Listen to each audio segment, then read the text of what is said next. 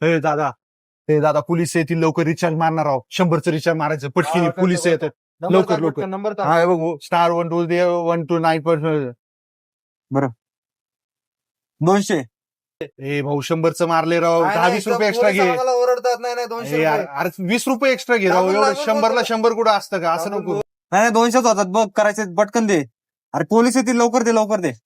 बरं ठीक आहे घे बाबा चल ठीक आहे हो दादा एक मास्क द्या ना पोलीसवाले पकडायला लागले तर माझ्याकडे मास्क नाही नेमका. हे घ्या 100 रुपये द्या 100 रुपये हो अहो 20 रुपयाला आहे. हे बघा दादा लॉकडाऊन हे सगळं बंद आहे घ्यायचं तर घ्या अहो द्या 10 इकडे रुपये 100. जास्त घ्या. द्या इकडे नका घेऊ तुम्ही द्या इकडे चला बरं होते आता काय इलाज नाही आता हा, द्या काय लवकर चला मी एवढं तर घेताय. मिळत नाही लोकांना आणि तुम्ही घ्या. आपलं दादा ऐका ना एक कोथिंबीर द्या अर्धा किलो टमाटे द्या आणि 1 किलो कांदे द्या ना जरा पटकन.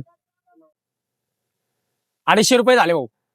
250 रुपये हा. अहो 40-50 रुपयाचा भाजीपाला 250 रुपये. अरे घे लवकर कोरोनाचा टाइम आहे बाबा पोलिस बिलिस फिरत्यात घ्यायचं तर घ्या नाहीतर द्या बघा इकडं. अहो एवढं कुठं असतं करावं काहीतरी. ओ दादा घ्यायचं तर घ्या इथं कटकट करू नका. बरं ठीक आहे चालतंय घ्या. अरे कोण आहे रे हे रोज दुकानासमोर बसलेलं असतं येड कोण आहे रे? अरे तो त्या मोबाईलचं दुकान तिथं चालवायचं आधी दुकान बंद पडलं डिप्रेशन मध्ये गेला येडा झालाय तो त्या येड्याच्या नादामध्ये रोज त्या दुकानाच्या इथे येऊन बसतो आणि असले येडे चाळे करत बसतो. तोय ना कोरोनामध्ये त्यांनी लोकांना 100चं रिचार्ज 200 ला विकलेला आहे तो. काय सांग हा लय लुटलाय तेव्हा त्यांनी लोकांना. म्हणून आज त्याच्यावर ही परिस्थिती आली हा, का? मग शेवटी कर्म आहे ना भाऊ अरे काय ते काय हे झालं नाही. काय करणार आता शेवटी काय आहे? होय कोण आहे काय झालं याला आणि अरे काय रे शेवटी कर्माचे फळ. का रे ह्याचं भाजीचं दुकान होतं हा. कोरोनामध्ये यांनी 50ची भाजी 200 ला विकली. अरे एवढं करून एवढे पाप शेवटी कर्म आहेत. आज त्याला आजार झालाय तो तसा लकवा मारलाय.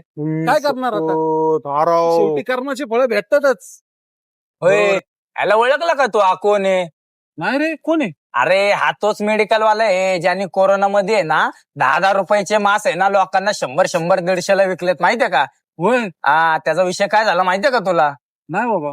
अरे त्याच्या वडिलाला आला पॅरालिसचा झटका. अयो 4-5 लाख गेले ना घापक्यान.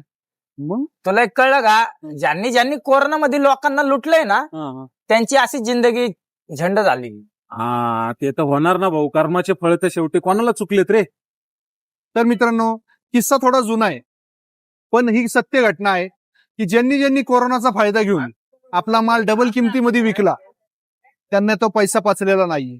कारण तळतळाटीचा पैसा हा कधीच पचत नाही. तुम्हाला काय वाटतं कमेंटमध्ये नक्की सांगा.